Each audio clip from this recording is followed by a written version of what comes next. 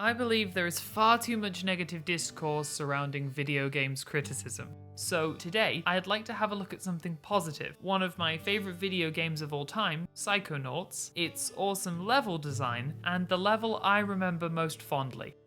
Psychonauts released in February 2006 in Europe on the PS2, original Xbox and PC. It was the first title developed by Double Fine Productions, a company founded by a legendary figure in the games industry, Tim Schafer. Schafer had cut his teeth making PC games throughout the 90s for George Lucas's lauded adventure game studio, LucasArts. He worked on notable titles including Grim Fandango and my personal favourite, Day of the Tentacle. These titles are often praised for their writing and intelligent yet accessible appeal. In a sea of adventure games full of obtuse puzzle design and functional writing, the LucasArts games served as very polished, witty, and humorous titles. While it would have been a safe guess to assume that Schafer's next game would follow in the footsteps of his earlier works, being a point-and-click adventure game, it wasn't this. At all. While Psychonauts does maintain the unique art style and offbeat comic writing Schafer was notable for, it is not an adventure game, but rather a 3D platformer akin to Super Mario 64 or Banjo-Kazooie. It uses a hub design wherein you have a central hub with self-contained levels branching from it. In Psychonauts, this hub world is Camp Whispering Rock and its surrounding areas. It's a bizarre summer camp for psychic kids where you can explore, grab collectibles, and talk to the other strange children and staff that inhabit this odd place. Camp Whispering Rock is a great place to explore, but the levels themselves are where Psychonauts gets really interesting. I won't be showing any of the late game areas, and I will only be talking about one mid-game level in any detail, so try not to worry too much about spoilers, but if you are sensitive to them, consider this a polite warning. The levels themselves are accessed by going inside of various characters' minds and viewing their inner worlds. Each level is unique and fascinating. The normal rules of gravity or logic just don't apply to these areas. They exist only on the astral plane, far from the physical realm. Therefore, Double Fine can create some really strange, confusing, and intriguing levels. None of the levels play exactly the same, with some really creative twists on the traditional 3D platformer gameplay. However, each level still feels great to blast through. The level I want to look at today is one that occurs somewhere around the halfway point of the game. Just as you are getting used to the game's controls and level design, the game throws a hilarious curveball at you. Something is happening to the children at your summer camp. They're becoming TV-obsessed zombies. Your not girlfriend asks you to come down to the lake at night to help solve this mystery when... How many years have I been coming here and I've never even noticed a cool flower like this before?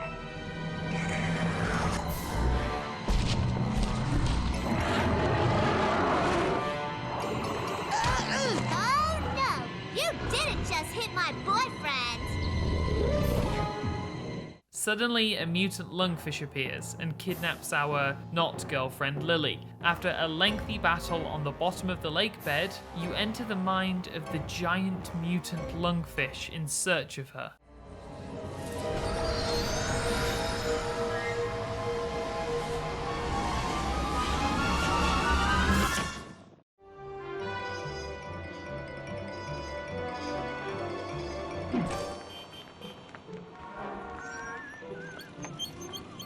Top of the morning to you, ma'am. And good day to you, Officer Lungfish. How are you today? Oh, damp and happy, can't complain. And what are you and the wee one up to on this lovely day? Oh, just obeying the law as always. All posted directives followed to the letter. Ah, good to hear. Not a one of us want any trouble, that's for sure.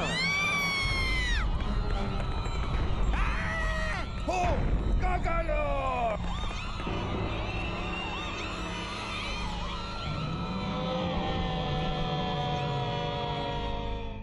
As you can see, we have become Goggalor, a kaiju ready to wreak havoc upon and destroy the once peaceful city of Lungfishopolis. After our best King Kong impression, we climb some skyscrapers and cause general mayhem, we're introduced to a resistance group who inform us that a different giant has brainwashed and enslaved most of the citizens of Lungfishopolis. We break some revolutionaries out of prison and are given a new power as a reward. Often levels in Psychonauts grant you a new power that you must then use to solve a puzzle. This form of kinetic tutorializing is another great way that Psychonauts integrates the story into gameplay. We learn to use our powers on the fly. For this level, we're granted a shield, which we can deflect rockets with. As we venture further into the city, we're greeted with several news broadcasts from Lungfishopolis Live.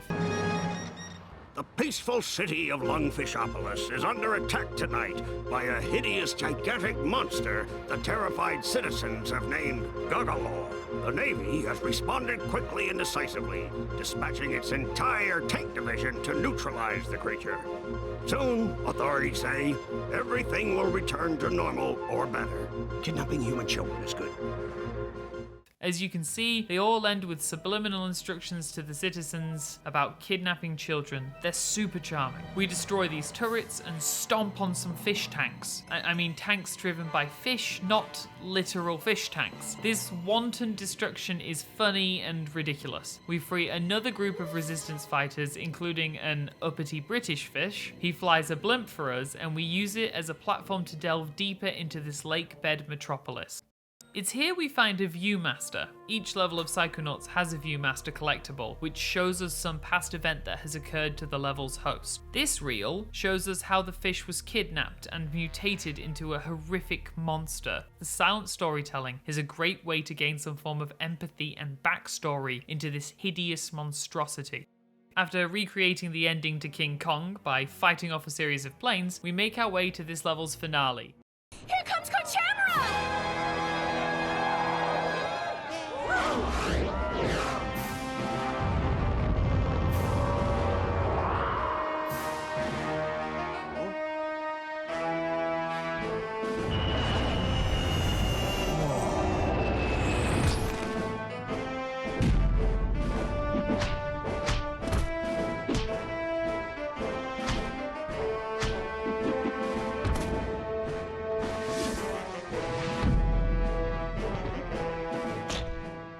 It's a showdown of epic proportions. After flexing our moves in a classic standoff, we fight Kochamara, the evil villain pulling the strings behind this once quiet city and the plot to kidnap children. He's very clearly a parody of Ultraman, yelling out his attacks loudly before initiating them. It's a suitably ridiculous end to a brilliant level. We climb this brainwashing antenna and Kochamara unknowingly destroys it.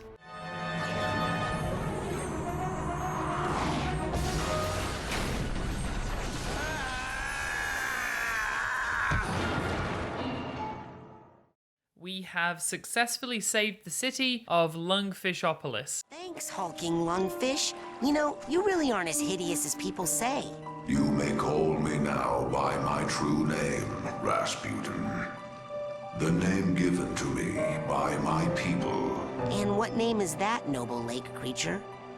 Linda.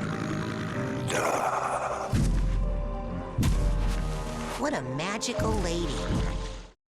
We freed the brain of Linda the Lungfish. Double Fine could have made a simple destroy the city level, but they didn't. They gave us a perfect parody of tokusatsu cliches. They fleshed out the city with patriotic armed forces, brainwashed citizens, and a surprisingly zealous resistance. It's ridiculous and silly, but there is an underlying narrative here that runs a little deeper. Linda was a peaceful fish until she was kidnapped and mutated. She became corrupted, just like the denizens of Lungfishopolis. It's awesome to see how this narrative is baked into the level design. This once peaceful city has become corrupt, and you, a giant monster, have to save the day. Needless to say, this is all so much better than it has any right to be. The citizens of the city, the way the level slowly opens up as we combat an increasingly desperate armed forces, and the ridiculously over-the-top tokusatsu battle at the end. It all works to show just how unique and special a title Psychonauts really is.